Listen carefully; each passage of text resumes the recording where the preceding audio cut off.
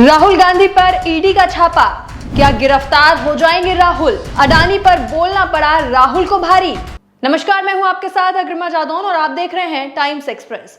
आपने देखा कि हिंडनबर्ग की रिपोर्ट आई और उसके बाद लगातार ये चर्चाएं रही कि इसमें अडानी ग्रुप के विदेशी फंड में सेबी के चीफ और उनके पति के स्टेक्स कैसे हो सकते हैं, और ऐसे में सवाल था इन्वेस्टर्स के प्रोटेक्शन का। और उसके बाद राहुल गांधी जो कि नेता विपक्ष हैं, उनका भी एक वीडियो सामने आया जिसमें कि उन्होंने छोटे इन्वेस्टर्स की प्रोटेक्शंस को लेकर ही बात कही है और उनके लिए उनके बारे में चिंता जताई है। लेकिन अब जो खबर आ रही है वो ये है कि राहुल को ईडी द्वारा गिरफ्तार किया जा सकता है। जी हां, जैसा कि राहुल गांधी ने करीब 10 दिन पहले ही ये ट्वीट करके बताया था कि जिस दिन वो वायनाड में थे उस दिन उन्होंने रात को करीब ये 1:52 पर एक्स पर लिखा था कि उन्होंने ईडी के सूत्रों के हवाले से ये खबर मिली है कि जल्दी ही राहुल गांधी पर ईडी की रेड पड़ सकती है। और इस ट्वीट में उन्होंने साथ ही ये भी लिखा था कि मैं ईडी के अफसरों का स्वागत करता हूं। तो कहीं ना कहीं जो राहुल गांधी का जो सोचना था, जो राहुल गांधी ये सोच कर चल रहे थे, जो इनके पास ईडी के सूत्रों से जो ये खबरें आई थी वो कहीं ना कहीं अब सच होती हुई भी नजर आ रही हैं। और शायद अब उनकी वो बात कहीं ना कहीं जो है बिल्कुल पूरी तरह सच भी हो रही है, क्योंकि ऐसी खबरें लगातार आ रही हैं कि ईडी ने उन्हें घेरने की तैयारी जो है वो पूरी कर ली है। और किस मामले में, तो वो भी हम आपको बता देते हैं। ये मामला है नेशनल हेराल्ड मामला, जिसमें आखिरी जो पूछताछ थी वो सोनिया गांधी और राहुल गांधी से साल 2022 के अगस्त में 2-3 घंटे तक जो है वो ये लगातार जो है चर्चाएं हुई थी। लेकिन अब अचानक से करीब 2 साल बाद ईडी गई है कि उन्हें नेशनल हेराल्ड का, और जो बातें यहां पता चल रही हैं कि हिंदुस्तान टाइम्स में और कई अखबारों में ये खबरें हैं कि ईडी के अफसरों ने कुछ पत्रकारों से बात करके ये कहा है कि हमें प्रोसिक्यूशन कंप्लेंट फाइल करनी है, यानी कि जो पूछताछ की प्रतिक्रिया है वो खत्म करनी है और इस मैटर को आगे बढ़ाकर इस केस में आगे काम करना है।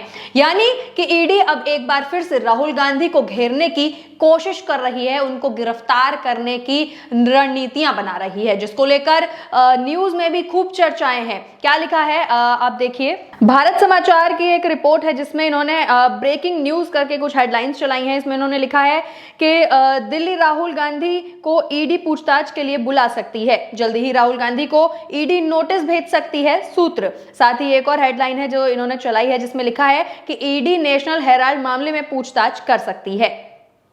इसके साथ ही कुछ लोग भी हैं जो इस मामले में लगातार ट्वीट कर रहे हैं। यहाँ पर एक डॉक्टर मनमोहन पैरोडी करके एक अकाउंट है, इन्होंने जो है ये ट्वीट किया है जिसमें ये लिखते हैं कि राहुल गांधी को ईडी पूछताछ के लिए बुला सकती है, लेकिन अडानी और सेबी चीफ माधवी पर हिंडनबर्ग द्वारा लगाए गए आरोपों की जांच नहीं हो सकती।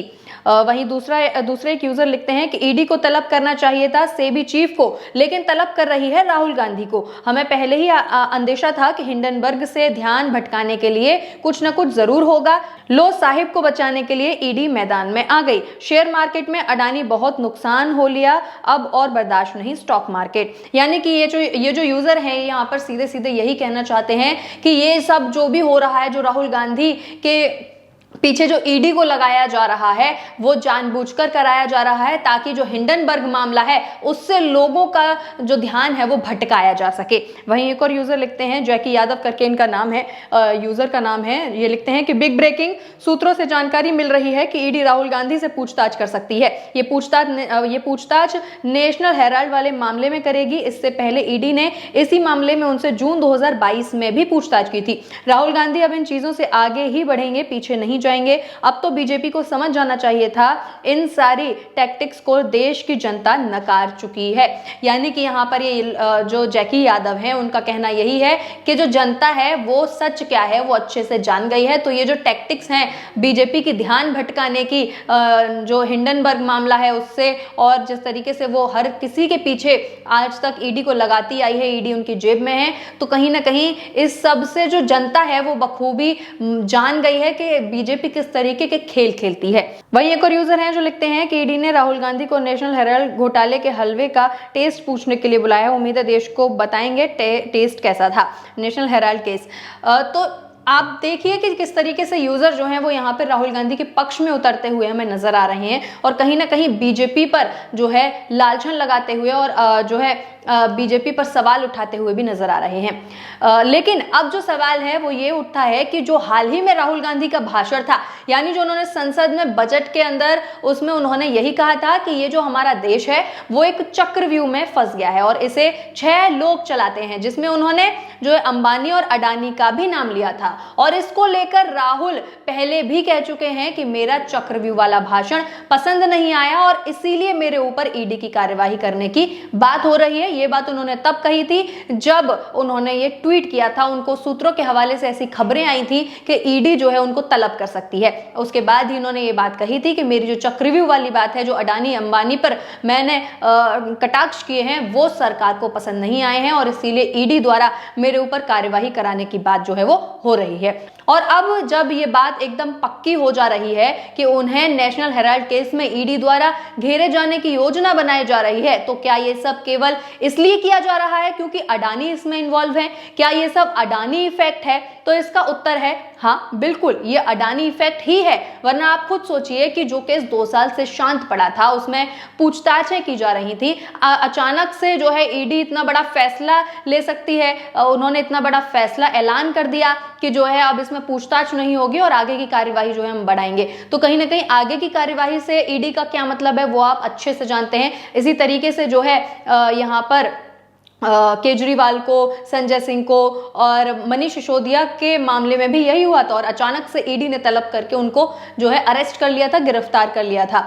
हालांकि अभी मनीष सिसोदिया जेल से जरूर छूट चुके हैं, लेकिन एक लंबा अरसा जो है वो जेल में बिताकर आए हैं। करीब 17 महीनों से वो जो है जेल में बंद थे।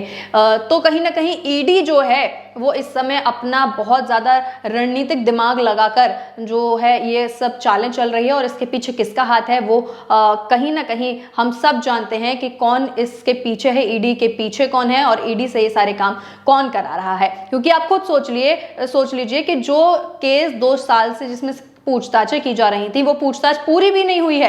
बिना पूछताछ पूरी हुए ही सूत्रों से ऐसी खबरें आ रही हैं कि जो पूछताछ है वो अभी पूरी नहीं हुई है ईडी के द्वारा, लेकिन इसमें फिर भी जो है इस पूछताछ को बंद कर दिया गया है और आगे प्रोसिक्यूशन जो है फाइल करने की मांग की गई है। ये सब और कुछ नहीं है बल्कि जो है मोदी सरकार की बौखलाहट है, ऐसा लोगों का कहना है, ऐसा सूत्रों का कहना है। ईडी तो उनकी जेब में ही है। जैसे केजरीवाल को, संजय सिंह को, मनीष सिसोदिया को जेल में डाला, वैसे ही अब वे राहुल गांधी को भी डालना चाह रहे हैं। और ये जो है एक बहुत बड़ी खबर है कि अगर राहुल गांधी को जेल में डाल दिया जाता है तो कहीं ना कहीं देश में बवाल मचना तो तय है। क्योंकि राहुल गांधी इस समय कोई छोटा चेहरा नहीं रहे हैं, वो पप्पू नहीं रहे हैं जो भाजपा इनको बोलती आई थी कि पप्पू है, लेकिन ऐसा जो है अब राहुल गांधी का चेहरा नहीं रह गया है। अब उनकी जो छवि है वो कहीं ना कहीं बहुत बड़ी हो चुकी है और एक वो नेता विपक्ष के रूप में बखूबी काम करते हुए भी नजर आ रहे हैं। जो काम हमें कहीं ना कहीं मोदी सरकार में नहीं होते हुए नजर आए, जो खुद पीएम मोदी नहीं कर पाए, वो मणिपुर नहीं जा पाए, वो हाथरस नहीं जा पाए,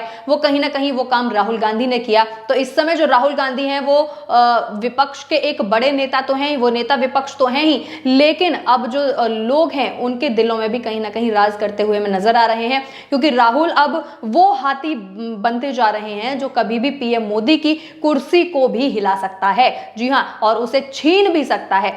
जो आने वाले चुनाव होंगे लोकसभा के, अब जब भी चुनाव होंगे उसमें कहीं ना कहीं पीएम के पद के लिए राहुल गांधी को तो देखा जा ही रहा है, लेकिन उससे पहले जो अभी नई सरकार बनी है, तीसरे टर्म की जो मोदी सरकार बनी है, उसका भी कोई भरोसा नहीं है कि वो कब टूट जाए। क्योंकि बैसाखी की सरकार है भैया। नीतीश कुमार तो आपको पता ही है कि पलटू मास्टर हैं, वो कभी भी पलटी मार सकते हैं। और चंद्रबाबू नायडू की भी पता है कि वो भी जो है अगर नीतीश छोड़कर गए तो चंद्रबाबू नायडू भी जो है जल्दी ही अपनी बैसाखी छीन लेंगे। और जब दोनों ही बैसाखियां चली जाएंगी तो पीएम मोदी किसके दम पर जो है सरकार को आगे चलाएंगे। तो कहीं ना कहीं फिर उसके बाद दोबारा चुनाव होंगे, तो फिर क्या होगा कि जो राहुल गांधी हैं वो कहीं ना कहीं पीएम के पद के लिए अब उम्मीदवार बने हुए हैं और उनको जनता का जितना प्यार मिल रहा है कहीं ना कहीं वो पीएम पद के लिए उम्मीदवार तो हैं ही, लेकिन पीएम पद पर बैठ भी जाएंगे और उन मोदी की कुर्सी जो है वो छीन सकते हैं। लेकिन अगर